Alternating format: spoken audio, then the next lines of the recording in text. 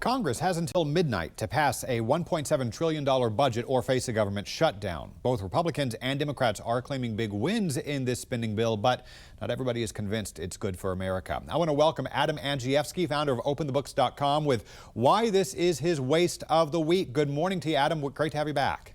Good morning. Great to be here. So both sides get something they want in this budget, including money for some 7,500 local projects in their home districts, what we call earmarks. What kind of projects are we talking about, and how much are we talking?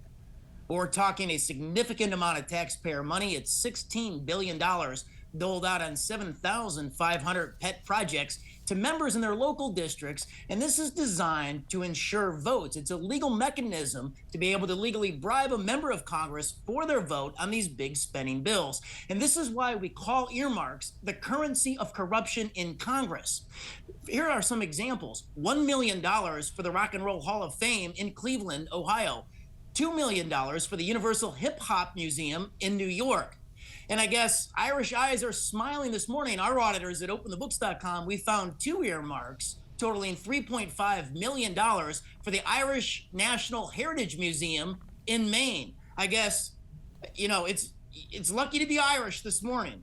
Does the type of project, though, make any difference here? I mean, for example, the New York Times reports that there are 93 earmarks in this bill to help secure body cameras for police and upgrade their equipment.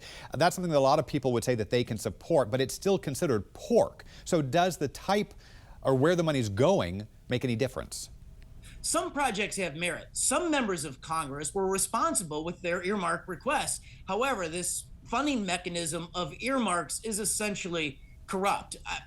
So I want to give you some examples of that. Local projects should be funded locally, if they have merit. And so you got $1 million for a stairway in California, not to heaven, but to the beach in Mundo Cove, California, so surfers can hit the waves faster. You got $64 million on a really large earmark out of the U.S. Senator in Hawaii for the Honolulu train to nowhere. This is $1 billion boondoggle. It was supposed to be completed in 2020 at a cost of $5 billion.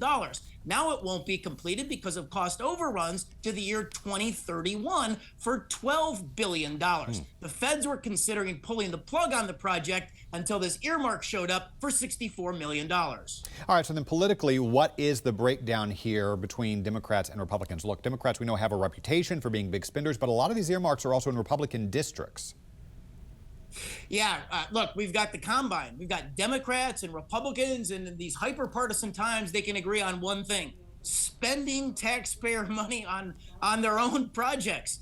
Look, Republicans have, they're on the wrong side of this. They took a secret vote in the House a couple of weeks ago. 158 Republicans voted in secret to bring back this practice of earmarking. 7 out of the top 10 earmarkers on the bill are actually Republicans. You've got small state but powerful U.S. Senator Susan Collins out of Maine. She's got 300 earmarks in this bill. You've got retiring U.S. Senator out of Alabama, Richard Shelby. He's got 600 million earmarks on this bill. We looked at the House congressional delegation in the state of Texas, and those Republicans out earmarked their Democratic colleagues in the House 500 million in earmarks to 300 million.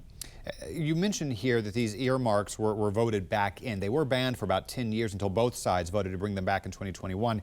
Is there a way to rein them in that you see? What should lawmakers be doing?